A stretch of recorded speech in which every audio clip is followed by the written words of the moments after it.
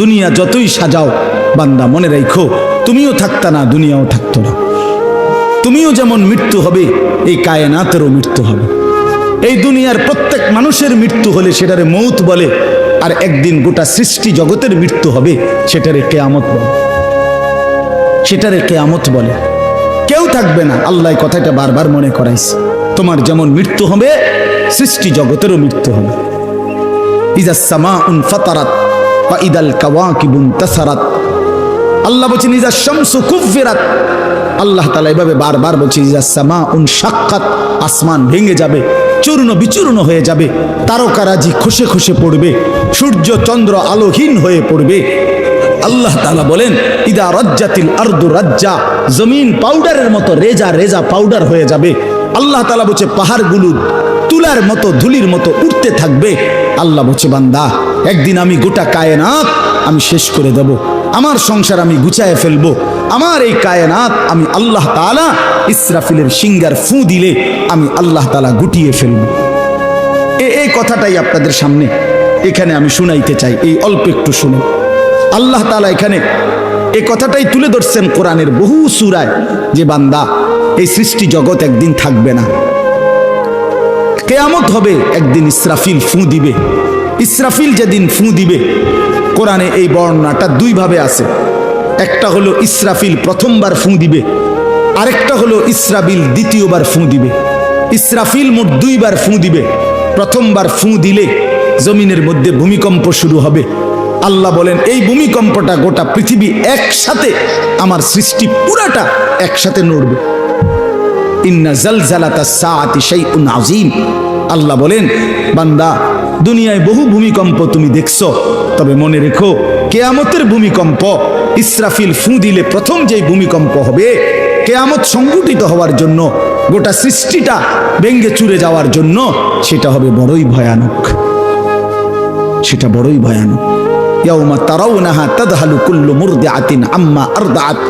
কোরআন শরীফে আছে এই প্রথম ভূমিকম্প যখন শুরু হবে জমিনে, ইসরাফিলের ফু শুরু হবে, সব কিছু যখন ভাঙতে শুরু করবে, আল্লাহ তাআলা বলেন যে মা তার দুধের বাচ্চা কোলে দুধ খাওয়াচ্ছিল, ওই মা সন্তানকে ছুঁড়ে ফেলে দিয়ে পাগলের মতো ছুটতে থাকবে।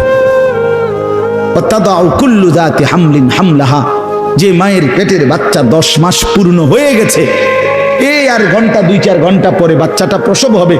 আল্লাহর কসম, আল্লাহ কোরআনে বলছে সেই গর্ভধারিণী মা 10 মাস যে তার সন্তানকে গর্ভে লালন করেছে, ইসরাফিলের ফু দিলে জমিনের কম্পন যখন শুরু হবে, ভূমিকম্প, তখন এই গর্ভধারিণী মা এভাবে দৌড়বে, এভাবে ছুটবে, নিজের বাচ্চা নিজের থেকে খালাস হয়ে পড়ে যাবে, বা ফিরেও তাকাবে। তারান নাসা সুকারা, আল্লাহ বলে সমস্ত মানুষগুলো বাতালের মতো দৌড়তে থাকবে। এইভাবে সব কিছু কাঁপতে কাঁপতে সব কিছু কিছু দূর গিয়া গিয়া ভাঙ্গা ভাঙ্গা পড়বে, মুখ থুবড়ে পড়বে। তো আল্লাহ রাসূল সাল্লাল্লাহু আলাইহি সাল্লাম বলেন সমস্ত কিছু এই সৃষ্টি জগতের যা আছে আল্লাহ ব্যতীত সব কিছুই প্রথম ফুঁয়ের পরে কাঁপতে কাঁপতে ভূমিকম্পের মতো হয়ে জমিনের তলদেশে চলে যাবে। মাটির উপরে তখন একটি সুতা আর থাকবে না, আর কিছুই না। এই হলো কিয়ামত, প্রথম ফু, প্রথম ভূমিকম্প।